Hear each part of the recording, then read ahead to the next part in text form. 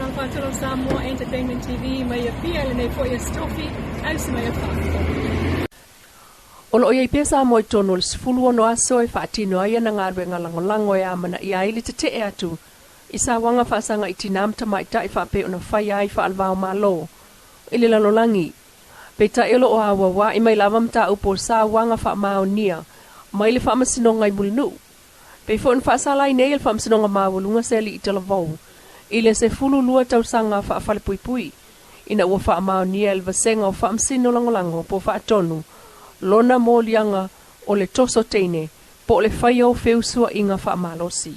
O le fionga fa msino Justice Nelson malana fa i unga i molianga i fa o le ali e au fia il fa malo steine o lona so otanga i feusua inga ma le fa tino a mionga matanga i steine sutasi tausanga na ia sao noa le umane o na fa alongolongo i moli mau e au fia i ma le moli mau mai le na a fia ai o le fa mtalanga le li o tu ua ia maana moli mau ua au mai fo i fa i unga fai fa tasi elva senga o fa msino e tutusa uma i le wha mao ni o mōlianga umai wha o ta uelunga. Ma ua ia langolango ina foi. O le tamao le tene titi e no nofo ma le tua fine o le li u wha mao ni o na mōlianga po le step knees o le ua mōlia. Na tupul wha le tonu lea i le masina o te se mo le lua o. Ma vatua i le na afia i whalma i tu sivim wha mao ni a i wha tinonga wha malosi. O le whiusua inga sa itulo i le tene sutasi tausanga. E se fululua tausanga o le whaasalanga o lea li ilfal pui pui. Tan malala e tuli lo na whaasalanga u whaamaunia. Wa toi whaamalulu mai e nei le fionga komsina o mtanga luenga o leo leo. Le fionga awa pa aulongo i tino Filipo. I le tasi o tina o le toalua lena abatu whaalawa i tele. E le Facebook al mtanga luenga o leo leo lo na ata. Ma le ata o le mafine na la toalua. O le whaasalaunga lea whaalawa i tele na toi whaamanino mai e le fionga komsina. Le mafua anga. O le avatu lua o ata o neita maita e lunga. O leo wa mo ria nge leo ia lesi ki ngā e ko rua ia ko waku lungo ia o la ata i lungo le Facebook page alum kanga luenga. O lea la mo ria i nila lesi ki ngā ne ngoi i le limakango ese.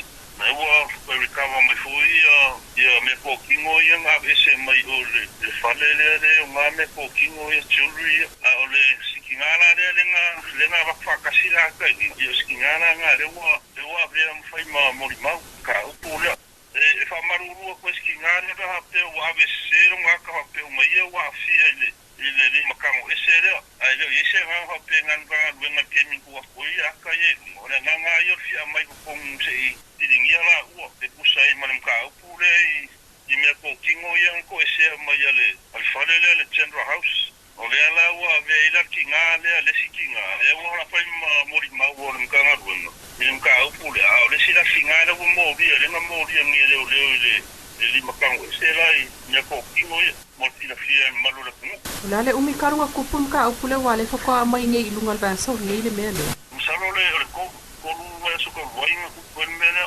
anta kausa ilia fo ila leo ia le me umofo ia nga ki ngā ia te peka iange le i whamongi ingo lana nga lenga kuaku lungo la ia la aka i lungo le o Facebook page le ankanga lungo. Ua iai leisi la sanga o le sa ilinga leo i le so i le mta upule nei ina ua o atu le tina ia tusiata e tua le maunga o le fianga o solo i le ofisa o leo e fesilingia le mafu anga o le tu olo nata i lunga o le Facebook ala matanga luenga. Samoa mua mafkau i malifinga le ma keki sa aisi mai ke au se me pase se la ko fale.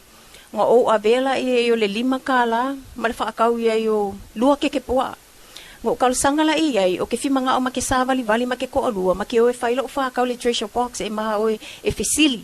O le mea ngala inga o le treasure box o ke fia fesili ma o fia malamalama pe whaafefea nga whai me o fili moku.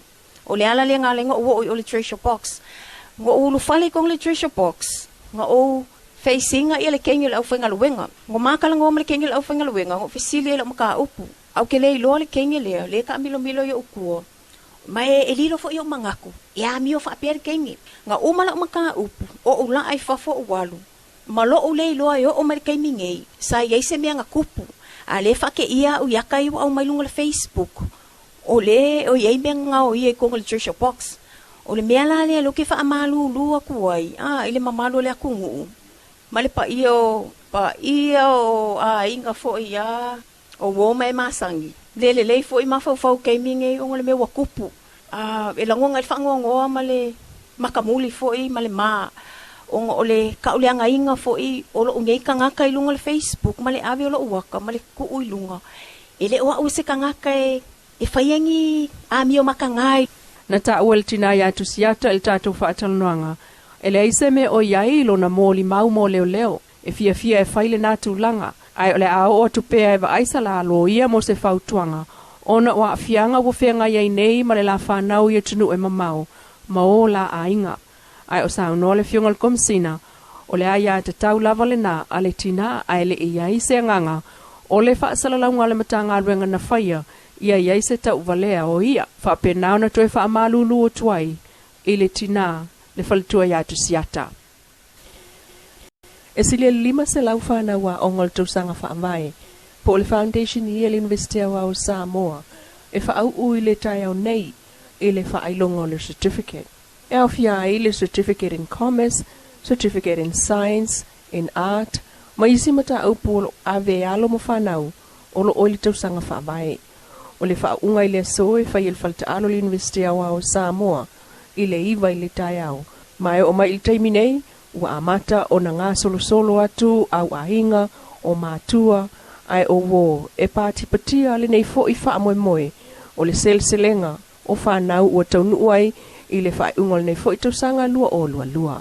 Peita i le vai so fau a matatu le asonga fua e silia le lima se lau le au whau o isi fo i wha unga au fiai le lima se fulu le vai ngā lea na ngafa ma masini wha au na ponei po le computer i tonu ofisa fale whainga ruenga ma le Computer Educational and Instruction po le CEIT. E tasi fo le tausanga, ma whaau umai i le whailongo le certificate mai whai il fal Samoa a le University. Ai whai wai whaunga le vai so fau, i le whaatufunganga o mata upu SS, le olo i lalo whaamon malunga le TVET, po le Technical Vocational Education and Training, o i la tauia na onga i le lua tausanga ma le tolu tausanga. O lea whaunga e silia le lima se lau e au fiai mata upu pe o le diploma e le whaatu stala ma le whaasala lau. Diploma mata upu wha ofisa, diploma tulisi, diploma le wha pisinisi, insinia ma le whaakamuta, bachelor in nursing, ma le a onga maritime po le malini, po le vaenga o seila a li imatamai. No Samoa Entertainment TV mai pia mana Samoa ile nei po ya stofi spa poponga ile so ataya ile lofo le tua akaswe foi